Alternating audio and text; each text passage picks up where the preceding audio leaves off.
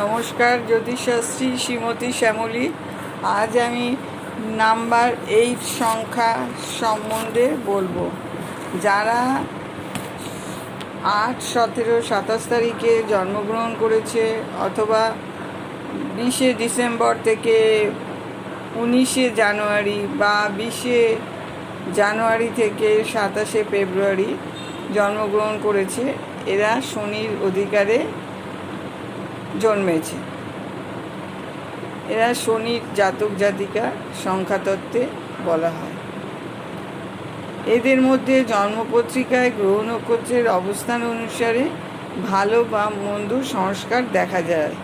শিরোরেখা যদি পরিষ্কার থাকে হাতে এবং স্পষ্ট থাকে, আর মধ্যমা আঙ্গুলটি যদি খুব বড় হয় তাহলে এবং শনির ক্ষেত্রটি যদি প্রশস্ত হয়, তাদের মধ্যে শনি গ্রহের প্রভাব বৃদ্ধি পাবে।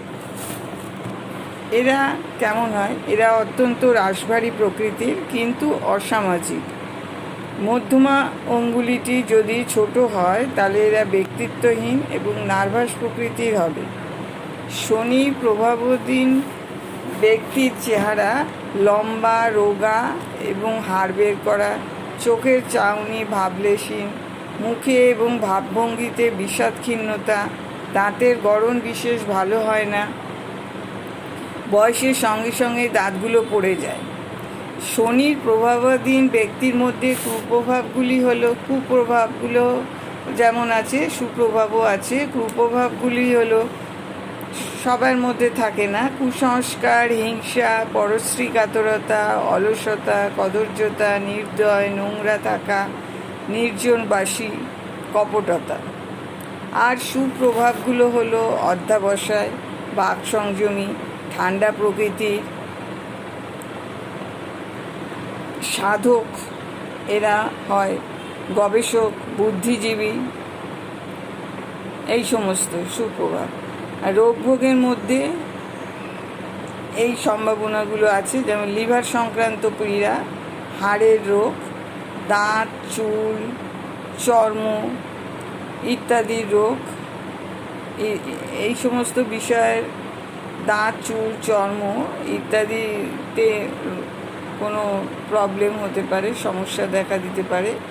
তারপরে ক্ষয় রোগ, দীর্ঘস্থায়ী কোনো রোগ, নিম্নাঙ্গে পক্ষাঘাত, এইগুলির সম্ভাবনা থেকে যায়।